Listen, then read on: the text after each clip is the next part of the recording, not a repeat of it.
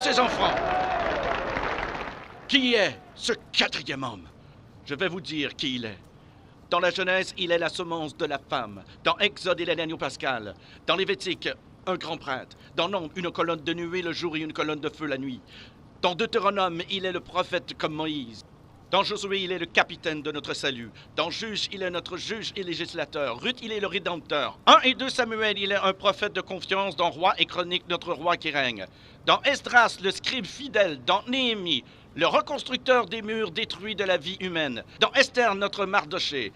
Dans Job, il est l'aurore du ciel et notre éternel rédempteur. Dans Psaume, l'Éternel notre berger. Dans Proverbe et Ecclésiaste, notre sagesse. Dans Cantique des Cantiques, il est l'amoureux de l'époux. Dans Ésaïe, il est le prince de paix. Dans Jérémie, il est le germe juste. Dans Lamentation, le prophète qui pleure. Dans Ézéchiel, l'homme aux 4 visages. Dans Daniel, le 4e homme de la fournaise ardente. Dans Osée, il est le mari fidèle pour toujours marié au rétrograde. Dans Joël, celui qui baptise du Saint-Esprit et de feu. Dans Amos, le porteur de fardeau. Dans Abdias, puissant sauveur. Dans Jonas, notre grand missionnaire. Dans Michée, le messager au beau pied. Dans Nahum, le vengeur des élus de Dieu. Dans Habacuc, l'évangéliste de Dieu criant « Accomplis ton œuvre dans le cours des années ». Dans Sophonie, le sauveur. Dans Agé, le restaurateur de l'héritage perdu. Dans Zacharie, la fontaine ouverte dans la maison de David pour le péché et l'impureté. Dans Malachie, le soleil de la justice s'élevant avec la guérison sur ses ailes. Qui est ce quatrième homme? Dans Matthieu, il est le Messie. Dans Marc, le faiseur de miracles. Luc, le Fils de l'homme. Jean, le Fils de Dieu. Acte, le Saint-Esprit. Dans Romains, notre justicier. Corinthiens, notre sanctification. Dans Galates, il est le rédempteur de la malédiction de la loi. Dans Éphésiens, il est le Christ de richesse infinie. Dans Philippiens, le Dieu qui pourvoit à tous nos besoins. Dans Colossiens, la plénitude de la divinité. 1 et 2 Thessaloniciens, notre roi qui vient bientôt. 1 et 2 Timothée, le médiateur entre Dieu et l'homme. Tite, notre fidèle pasteur. Philémon, notre ami qui est plus proche qu'un frère.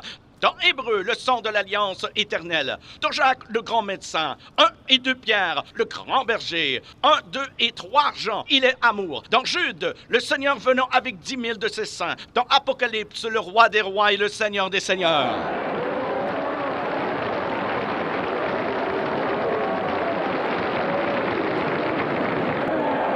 Qui est ce quatrième homme? Je vais vous dire qui il est. C'est le sacrifice d'Abel. L'arc-en-ciel de Noé, le bélier d'Abraham, le puits d'Isaac, l'échelle de Jacob, les fardeaux d'Ézéchias, le sceptre de Judas, la verge de Moïse, le manteau d'Élie, le bâton d'Élisée, la corne d'huile de Samuel, la fronde de David, la figue hâtive d'Ésaïe, le cadran solaire d'Ézéchias, les mouchoirs et le linge de Paul, le rocher de Pierre, la cité de perles de Jean. Il est un mari pour les veuves, un père pour les orphelins, pour ceux qui voyagent en pleine nuit. Il est l'étoile brillante du matin, pour ceux qui marchent dans une vallée solitaire. Il est le lys des champs, la rose des sables, le sarment de vie et le miel du rocher. Qui est-il? Qui est le quatrième homme? Il est Jésus! Il est Jésus, le Fils de Dieu!